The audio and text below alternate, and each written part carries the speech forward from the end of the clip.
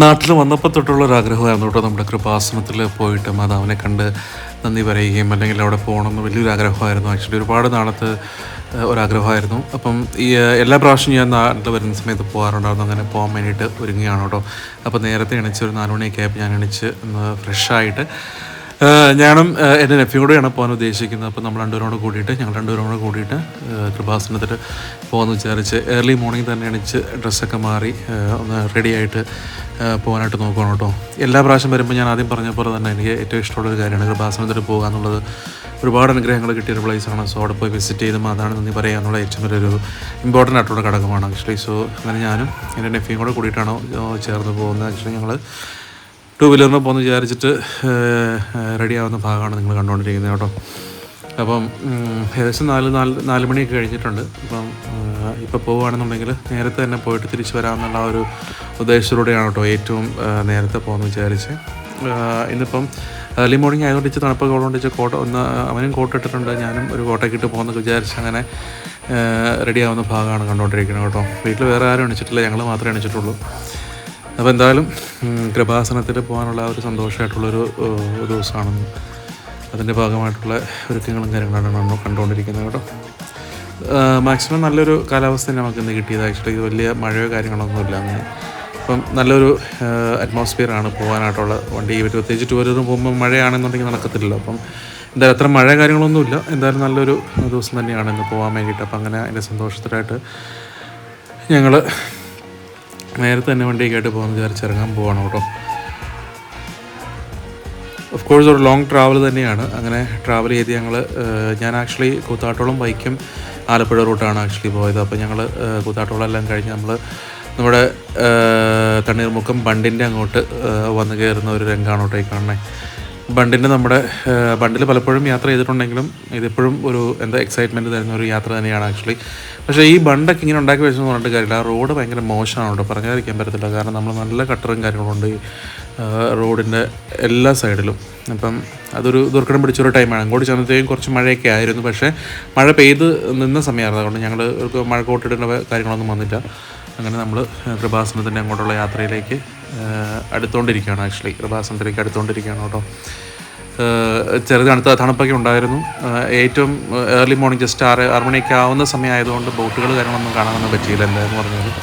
എങ്കിലും നല്ലൊരു ഇൻട്രസ്റ്റിംഗ് ആയിട്ടുള്ളൊരു യാത്ര തന്നെയായിരുന്നു. അങ്ങനെ ഫൈനലി നമ്മൾ കൃപാസനത്തിൻ്റെ അടുത്തേക്ക് എത്തിക്കൊണ്ടിരിക്കുകയാണ് കേട്ടോ. അങ്ങനെ രാവിലെ കൃപാസനത്തിലെത്തി.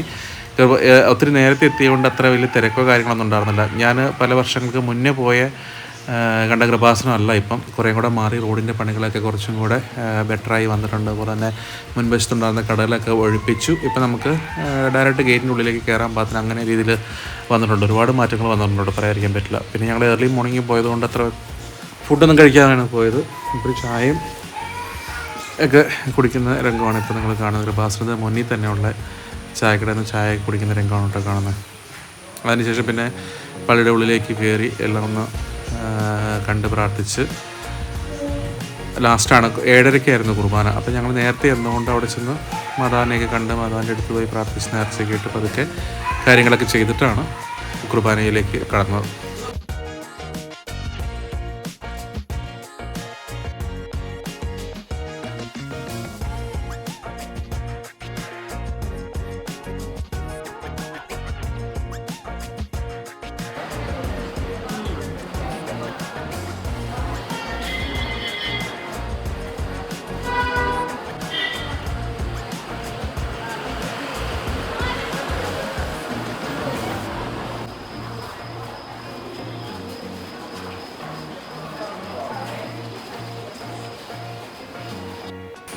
യൂഷ്വലായിട്ട് നമ്മൾ കാണുന്ന കൃപാസനത്തിൻ്റെ കയറി ചെല്ലുമ്പം റൈറ്റ് സൈഡിലുള്ള സ്റ്റേജിലുള്ള നമ്മുടെ ക്ലോക്ക് വെച്ച ഹൃദയത്തിൻ്റെ അടുത്ത് ക്ലോക്ക് വെച്ച മാതാവിനെ നമുക്ക് കാണാൻ പറ്റുന്നില്ല അവിടെ. ഇപ്പോൾ അത് ഇനി എടുത്ത് മാറ്റി വല്ല വർക്കിൻ്റെ ഭാഗമായിട്ട് എടുത്ത് മാറ്റുകയാണെന്ന് അറിയത്തില്ല.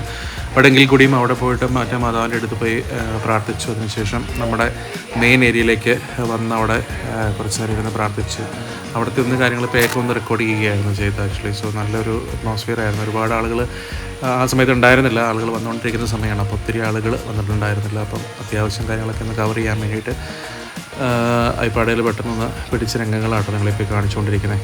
ഭയങ്കര സന്തോഷമായി. ഒരുപാട് ആളുകളില്ലാത്തതുകൊണ്ട് നമുക്ക് നന്നായിട്ട് പ്രാർത്ഥിക്കാനും അല്ലെങ്കിൽ അവിടെ കുറച്ച് സമയം ചിലവഴിക്കാനൊക്കെ നമുക്ക് സാധിച്ചു.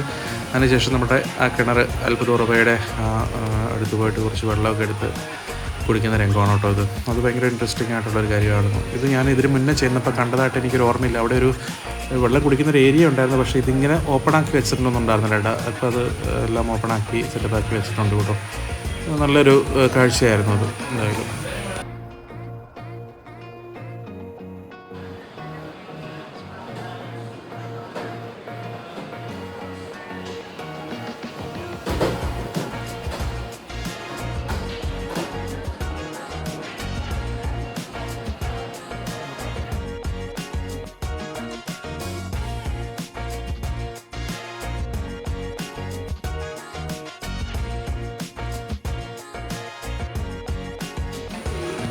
ഇത് നമ്മുടെ ഷാപ്പലിൻ്റെ നമ്മുടെ മെയിൻ അൾത്താരയുടെ ഫ്രണ്ടിലുള്ള ഇടത് സൈഡിലുള്ള മാതാവിൻ്റെ രൂപത്തിൽ പ്രാർത്ഥിക്കുന്ന ഒരു രംഗമാണ് കേട്ടോ ആക്ച്വലി. സോ അവിടെ അതെപ്പോഴും നമ്മൾ കൈവച്ച് പ്രാർത്ഥിക്കാറുണ്ട്. ഈ രൂപം ഇതിന് മുന്നേ ഞാൻ പോയ പ്രാവശ്യം അവിടെ ഉണ്ടായിരുന്നില്ല. അത് പുതുതായി വെച്ചതായിരിക്കണം എന്ന് എനിക്ക് തോന്നുന്നു. ഞാൻ ഈ രൂപം അങ്ങനെ കണ്ടിട്ടില്ല കേട്ടോ. ഈ രൂപത്തിനടുത്ത് പ്രാർത്ഥിക്കാനൊരു അവസരം കിട്ടിയതുണ്ട്. അപ്പോൾ അങ്ങനെ 7:30 കുർബാന. അപ്പോൾ അതിന് മുന്നേ കുറേ സമയം ഉണ്ടായിരുന്നു. അതുകൊണ്ടാണ് ഞങ്ങളിങ്ങനെ വീഡിയോ ഒക്കെ പിടിച്ചത് കേട്ടോ. 7:30 അടുത്ത കുർബാന വരുന്നത്. അപ്പോൾ സമയം ഉണ്ടായിരുന്നു, അതിനുള്ള സാഹചര്യം ഒക്കെ ഉണ്ടായിരുന്നുകൊണ്ടാണ് അങ്ങനെ പിടിച്ചത് കേട്ടോ.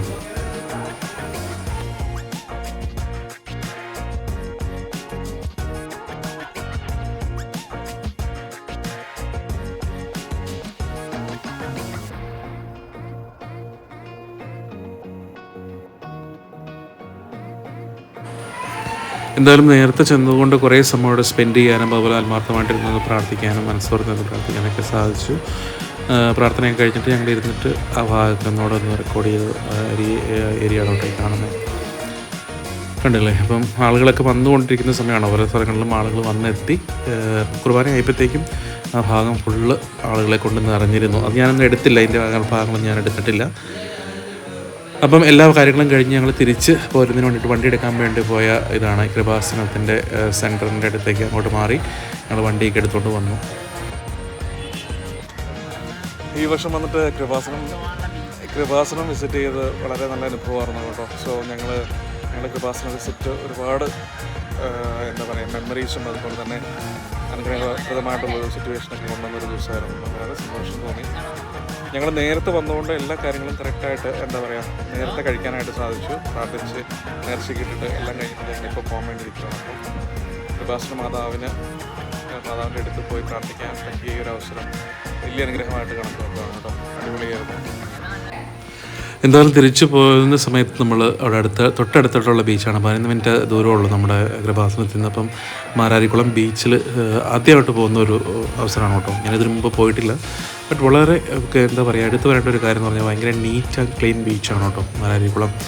അപ്പം അവിടെ ഒരു വളരെ കുറച്ച് സമയം ഒന്ന് സ്പെൻഡ് ചെയ്തൊന്ന് എക്സ്പ്ലോർ ചെയ്തു പെട്ടെന്ന്.